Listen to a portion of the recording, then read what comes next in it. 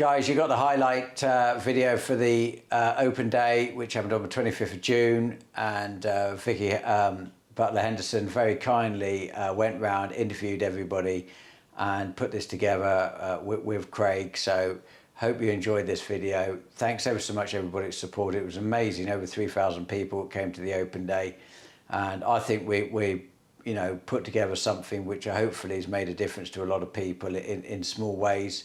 And charitable contribution of £12,347 raised by everybody. Big effort, and 3 charities benefited from it, and hopefully that will make something meaningful. So I hope you enjoy this video.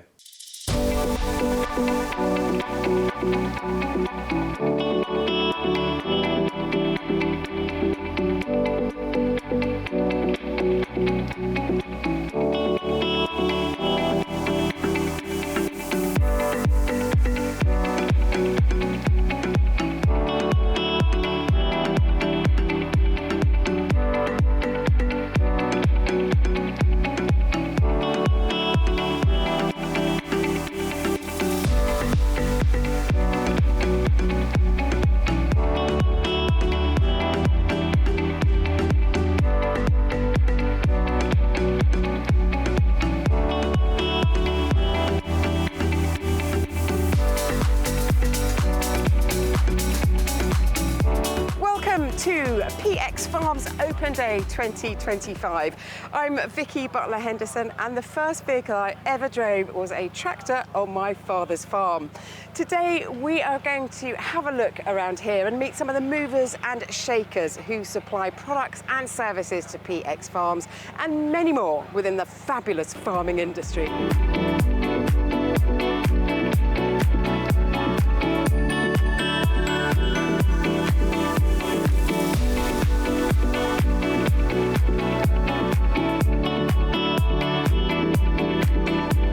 To grab a few words with Michael Horsch now from Horsch. Michael, what are your thoughts today on the open day for PX Farms? I know James Peck, we're friends since at least 10 or maybe 15 years. So the first time I got to know him, he visited me actually, and I could see that this guy is a go-getter. He's not only an entrepreneur, so he's also a very interesting showman. But what people don't understand or don't know, he's humble. Very humble, hardworking, and so what he's getting today, he deserves. He's been working for it. It's not like he wanted this. He just ran into this and said, "Oh, might as well just run a YouTube channel," and he's not working for himself. This is what he says he does. It's for the community. It's for the society. It's for the farming society. Bring the farmers in a better picture in the society, not only in England, also worldwide. I think he's doing a real good job, and his mission he's on, because I know him that well, is a real mission. It's not something, I want to make a show, become a showman, like Clarkson or whatsoever. No, he's really on a mission.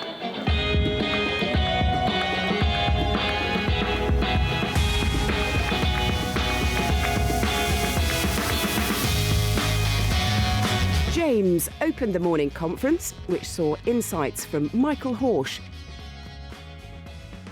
David Cox from Waterhatch Farming, and Nick Evans from Oxbury, the agricultural bank, sharing their thoughts on the future of farming.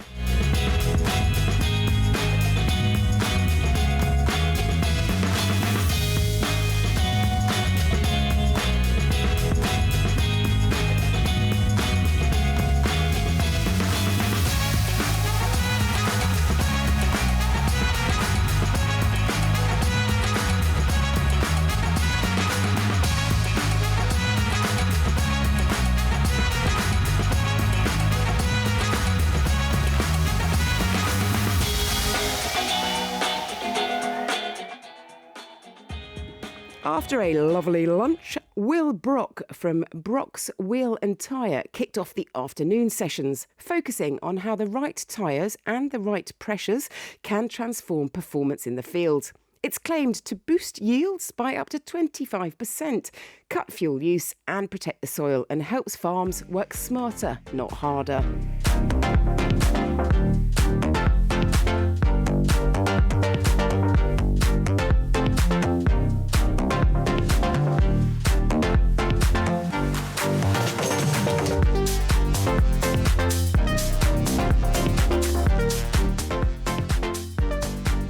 kicked things off looking at spray store designs, focusing on safe chemical handling and waste reduction.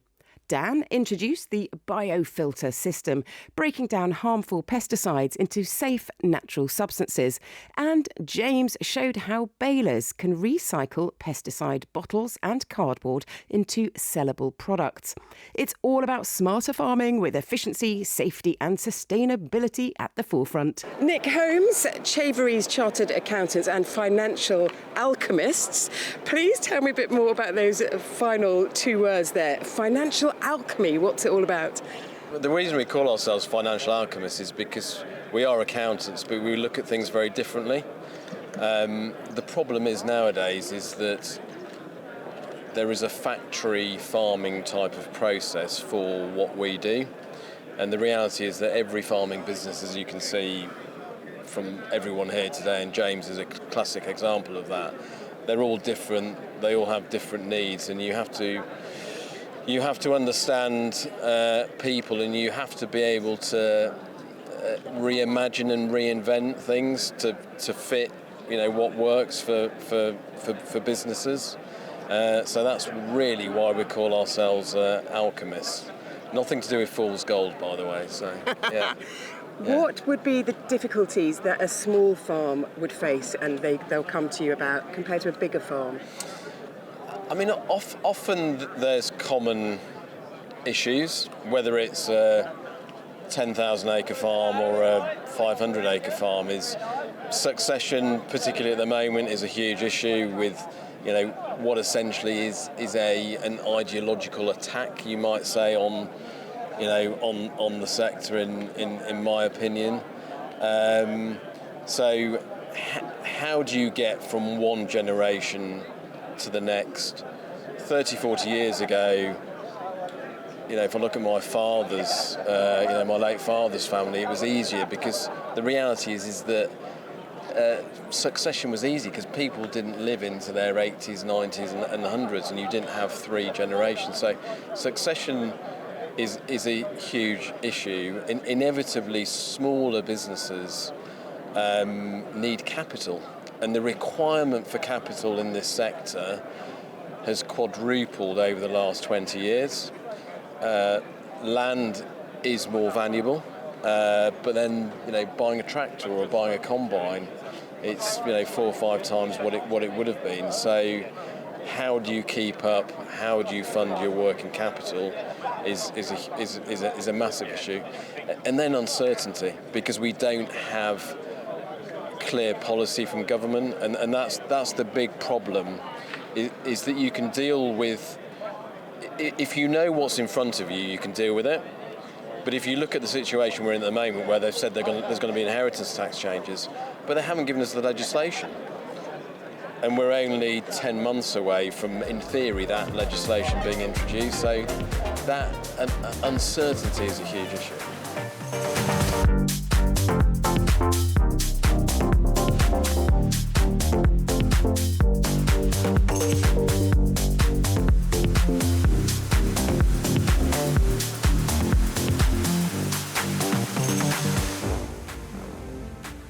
Tim Sisson, Managing Director of William Morfoot Limited, a proud family-run business that's been tackling land drainage for over 65 years.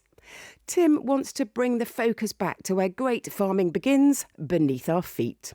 Healthy soil is the foundation of everything we grow, and drainage plays a vital role. Across the UK, many drainage systems are decades old, some dating back to the 60s. And with extreme weather on the rise and machinery getting heavier, these systems are showing their age. Well, Tim's team runs 4 specialist drainage crews, offering a complete design and install service using GPS technology to get every detail right. And the results? Big yield gains, often 25 to 35%, plus better soil health, reduced input costs and a faster turnaround in the field. It's a long-term investment that works every hour of every day, year after year, with payback in as little as 3 to 5 years.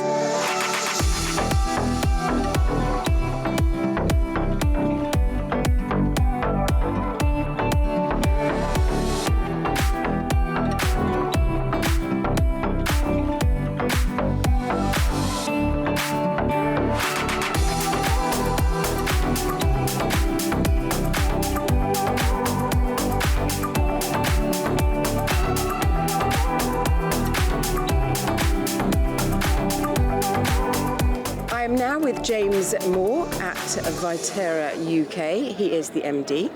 And also a very important person today at the PX Farms Open Day, because you've had to get your hands a bit dirty to help, haven't you? Yes, I think James strong-armed me into taking part in the panel, which is fine. So that's not a problem. And you also have helped logistics, haven't you, for the actual event, moving some grain around? Yes, we have. Obviously, we store grain here in James's grain hospital facility and storage facility, and we had to move some of our goods on early this week, on Monday, so that the trestle tables could be laid down for lunch today. And we're very grateful, and thank you very much. Thank you. What opportunities do you see coming up for your industry in the next sort of 1 to 5 years? Opportunities and challenges. There's a lot of change going on throughout the sector, both from how farmers derive their income. So obviously with the changes made to subsidy payments that they receive, and how they're going to have to diversify, and how the market is going to have to still encourage the farmers to produce, even today when they're close to the cost of production. We've got the environmental challenges coming to the business, so we're talking about sustainability, and the next big one coming, I think, is going to be the phosphates and nitrogen in water and water quality.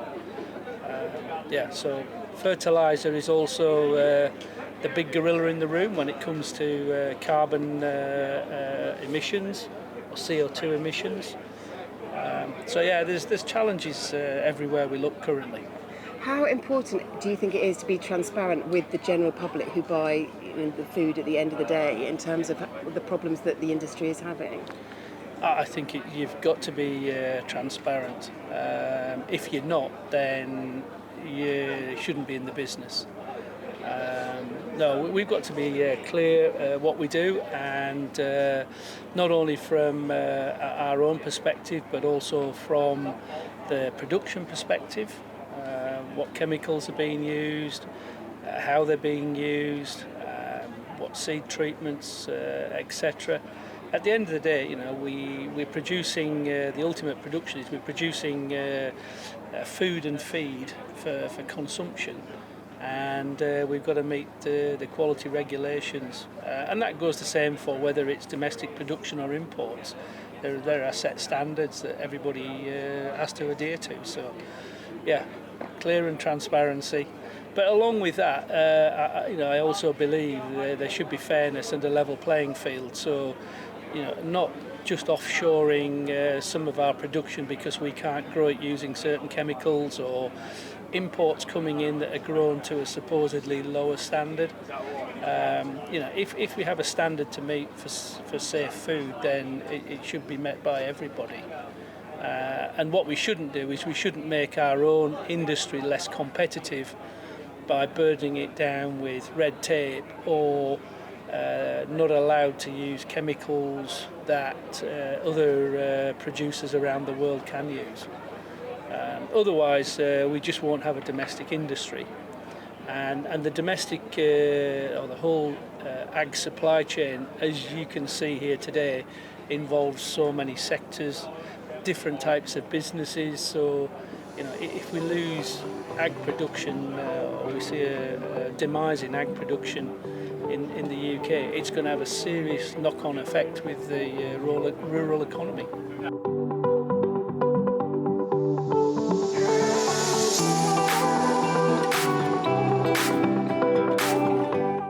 Jonathan from AF Group showcased solar power and how it is helping farms like PX Farms cut energy costs and generate real returns.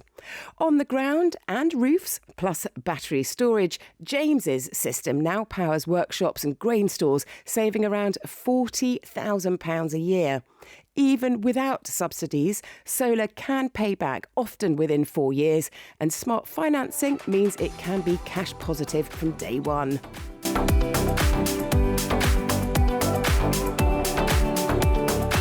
Claas, Thai Commercial Director with Agri. First of all, tell me what you think about today's open day. Amazed, shocked, really pleased to see so many people here. It was a great idea from James. I said 3 or 4 months ago, he sort of mooted the idea he was having an open day, and we were like, yeah, James, I wonder what that would be like. He had a vision of trying to get some positivity back in farming. He's always had that sort of glass half full approach, and I want to spread it around. We do a lot of trade events, we go to a lot of industry events. I've never seen so many genuine farmers coming to see what James is doing. I think there's a certain amount of let's have a nosy around and kick the tyres of James's tractors, but actually, you know, for us on a stand or for the others, there's a lot of interest in what's going on. So yeah, really pleased. What is it that gives you joy in your job? The diversity of different business types and sizes. I was talking to people today, and we've got growers from 300 hectares up to James at 12,500 acres, and everything in between. How people have approached the challenges that they face differently, and as a business, I think the bit I get is, can we help people become more sustainable? Our business is predicated on a sustainable agricultural industry, particularly focused in crop production. So if we've got growers who are sustainable for the long term, what can we do to help them? So is that about new technology? We're doing a lot of work screening new molecules, new biological products, because again it fits into the green agenda. Can we fast track that, help people weed out some of the stuff that's not going to have the benefit, but not throw out the baby with the bathwater, find the really good stuff. So that's the bit I like, is we get something from its birth and we take it all the way through, and actually farmers are using it, and then they tell me how good it's worked. That's where I get real joy. I love it. In a bold challenge, James tasked his team with turning a tough, wet-drilled November wheat field into a 12-ton crop. Despite heavy soils, black grass and unpredictable weather, the team used smart soil management, early nitrogen and a robust fungicide plan to coax the crop along. Clean from weeds and disease, with a bit of luck and late-season rain, the field's holding up well. It's not perfect, a little thin, but it's a testament to timing, teamwork and tenacity. Frere Peveril, a farm trader with Frontier, is with me now. What have you thought about today, and how's everyone been feeling, and what's been the big topic of chat? Really lots of positives to take from today, so we've really enjoyed. I've seen lots of my customers, local customers, some from slightly further afield, lots of new faces as well, so for us it's a very good commercial opportunity to network, and the day I've heard lots of positive things. In terms of the overall day, really trying to stick to James's theme for the day and talking about positivity within the industry. It's something we so desperately need. Back in 2018, 4 Dutch engineers had a bold vision to bring true autonomy to global agriculture. With changes in legislation allowing unsupervised autonomous vehicles, they created a diesel-powered, fully autonomous tractor that could work alongside conventional kit, use standard 3-point linkage and outperform the average 145 horsepower European tractor. Fast forward to today, over 120 of these machines are working across the world, including the UK, capable of running 24/7, completely unsupervised, using a suite of sensors, LiDAR, radar and cameras to detect people, animals and obstacles. If anything appears in its path, the machine stops and notifies the operator remotely. This 155 horsepower diesel-electric machine lifts over 8 tonnes, pulls a wide range of implements and can work continuously for up to 30 hours on a full tank. It also links with next-gen implements that detect blockages, make decisions and even reverse PTO direction. Designed to minimise soil damage and maximise output, it's already covering over 100 acres a day and won't replace every tractor yet, but it is transforming how modern farms operate. Richard Vaughan from Claas and Mans is here with me now. Richard, can you kindly tell me what you think the state of affairs is on a global and also a domestic scale? Globally, I think the industry is always challenged, but we're continuously evolving. There is challenges politically, of course. There's challenges with the environment and certainly the weather. And the weather reflects back to our UK perspective, certainly from an East Coast farming perspective, where we've been hit a couple of years with really tough times, which has had a knock-on effect. But farmers are resilient, our industry is resilient, and for sure we will find a way through and be very, very positive, and it's the fight of the fittest for sure. And today we're seeing James exhibiting that. I think the mood of everybody that's here is wonderful. He's done a great job, and we're really pleased to be part of it. We're here today as Claas, but also really as Mans, which is the local dealer, representing both the Claas franchise, the Horsch franchise, and Grange. So yeah, very, very positive. What is the best bit, do you think, about your job? Dealing with people. Actually, people, a business is people. If you don't have good people around you and good team and good customers, actually you don't have a business. So, we're very lucky. We've got some fantastic products that fit alongside our people, which makes our business more desirable. We're very much in the forefront of the farming industry and the customers that we look after. Is there a specific focus on products that you're looking at for the next sort of 1 to 5 years? The evolution, if we step back in life behind us, we're looking at a service van of the 1940s and a service van of today. And that evolution has been massive. If we think of the evolution of the combine harvester from 2013 to where we are today, and what is next? Behind me, we've got 650 horsepower Xerion, market-leading product, and that's a product that's caught everybody's eye today. So we're very pleased with that. But technology will continue to drive our business, will drive efficiency, and allow us and our customers to be more profitable. Productivity will continue to be driven by that.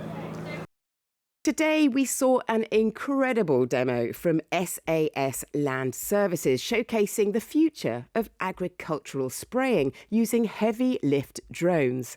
Here we have a DJI drone with a 40-litre tank capable of carrying up to 105 kilograms and flying for 6 minutes fully loaded. While UK law still prevents spraying regulated chemicals, the team leads the way with biologicals like liquid seaweed and organic vineyard treatments. They're also tackling tasks like grass and cover crop seeding, fertiliser spreading, even pond sealing and solar panel cleaning. With GPS precision down to 10 centimetres, variable droplet control and speeds twice that of ground sprayers, drones are accurate, agile and especially handy when fields are too wet for tractors. Regulation is catching up, slowly, but the potential is huge, and it seems drone farming is taking off, literally. What innovations have excited you most lately? We're working on some real interesting products the last 6-8 months there, so there's some excitement there, stuff I get mad about, and then all of a sudden you have an idea, and then you just draw it up and build it quick and send it out and have it tested, and when you're lucky then it works. When you're not lucky, you just don't tell anybody, cut it up and throw it away. That happens also quite a bit. It's if I tell you this, it's a little bit shocking. Most of the stuff I've done the last couple of months is real big stuff for Canada and the States. I mean, just 24-meter seeders with 54 cubic meter seed tanks and fertilizer tanks, and planters, fast folding planters with big seed tanks for corn and soybeans, like introduced here, with 27 meters, 54 rows. It's a very exciting project. Then I had a new avatar I was working on also for Canadian farmers, with much bigger tanks and a nice, interesting way to carry it on wide wheels and so on. So, I mean, I could get into details, probably, but this would be boring for you. But it's exciting for me. Never boring. What are you most proud of? One of your innovations? I don't like to be too proud, because then you lose contact and you lose ground connection. Everything I've started working on, the time I'm working on it, and I'm getting excited and can't sleep over it, I'm proud about. But then sometimes I find out, it doesn't work, or it doesn't find customers, or it's not what the market wants. Then you leave your pride, and then you concentrate on something else. So there is not a product or something where you say, I'm very proud that I done it, or my engineer has done it. It's always something. It's never me alone. It's always, there's a whole team of smart people around me, family, my brothers, my sons, and so on, which are also heavily involved in R&D and coming up with ideas and so on. And then lots and lots of people work for us with long-term experiences that support all this. And so it's always a common achievement. So it's not me, it's always us at the end. Horsch showcased an impressive lineup of the latest farming equipment, all focused on efficiency, precision and adaptability. Starting with the Avatar 1225, a 12-metre seed drill, perfect for direct drilling with precise seeding depth and excellent seed-to-soil contact. Next, the Sprinter 1225 SC, a 12-metre time drill offering adjustable ground disturbance for both minimum and intensive cultivation for open field seeding or more cultivated seed beds.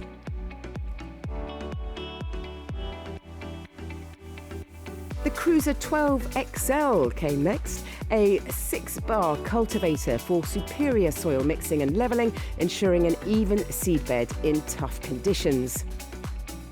Moving on, the Horsch Joker compact disc harrow for both primary and secondary tillage, while the Pronto cultivator seeder ensures even seed placement with turbo discs. The Maestro planter offers high-speed precision planting at up to 16 kilometres an hour. Onto the sprayers, and the VT sprayer has an adjustable track width, a 220 horsepower engine and automatic boom control for precision and efficiency, even on uneven terrain. And finally, the Xeric spreader, a high-capacity pneumatic system that delivers precise fertiliser distribution even in challenging conditions.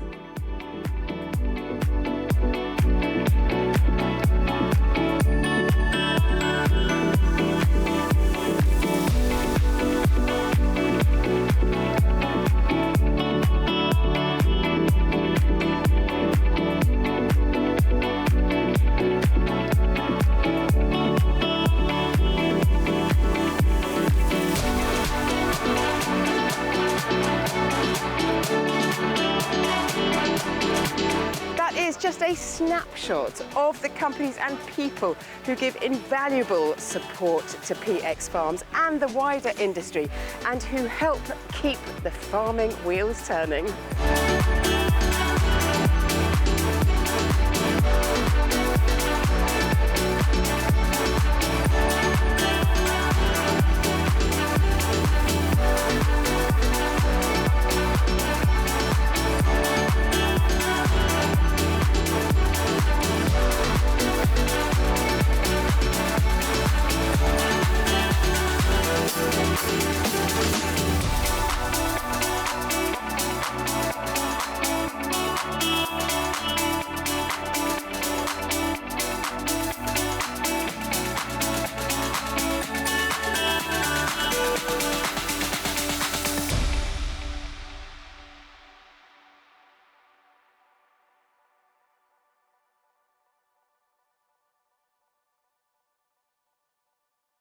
Hope you enjoyed the video. Thanks to all the sponsors that sponsored the open day. Here's the list, and really appreciative of them. Without them, it wouldn't have happened. So thank you. Thanks to the main sponsors and also Oxbury, Horsch and ourselves at making this happen. And we will look forward to seeing you next Sunday.